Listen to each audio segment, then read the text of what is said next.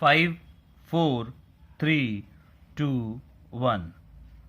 संविधान के अनुच्छेद 352 के अंतर्गत संविधान के निर्माताओं ने व्यवस्था की है कि विदेशी आक्रमण की स्थिति में और देश में आंतरिक उपद्रव की दशा में संकट काल की स्थिति घोषित की जाए।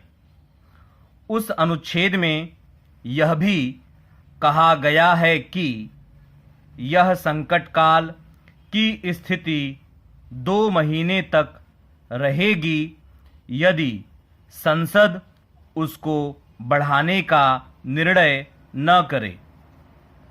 इससे संविधान के निर्माताओं की मंशा बिल्कुल स्पष्ट हो जाती है। उन्होंने ग्रेव इमरजेंसी शब्द का इस्तेमाल किया है, केवल संकट नहीं, गंभीर संकट का। विदेशी आक्रमण का संकट और देश में व्यापक उपद्रवों का संकट, और संविधान के निर्माताओं ने 2 महीने का समय भी दिया है। यह कहा जा सकता है कि अभी जो संकट काल की स्थिति लागू है उसे संसद ने पुष्ट किया है, लेकिन क्या 5 वर्ष तक निरंतर संकट काल की स्थिति बनाए रखना संविधान के निर्माताओं की मंशा के अनुकूल है?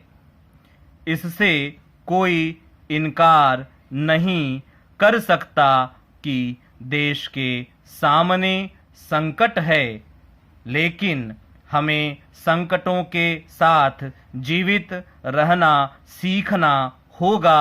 हमें संकटों के साथ लोकतंत्रीय अधिकारों का उपयोग करने का अवसर देना होगा। संकट काल की स्थिति की घोषणा करके हम संविधान द्वारा प्रदत्त मूल अधिकारों को कुछ काल के लिए स्थगित कर सकते हैं।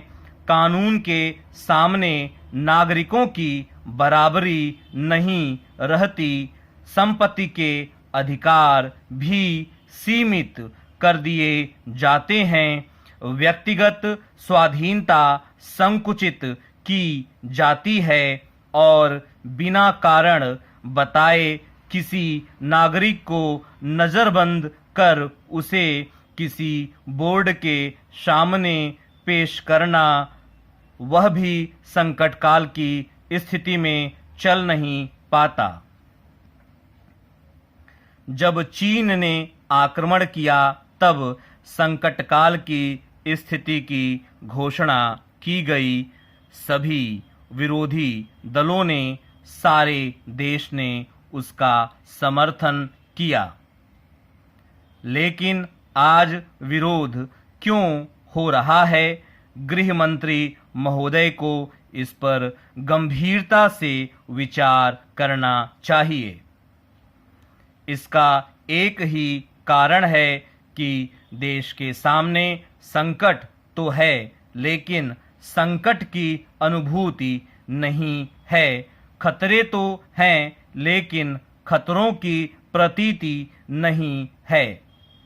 और यह अनुभूति न शासन में है, न प्रशासन में है, न सत्तारूढ़ दल में है, न जनता में है।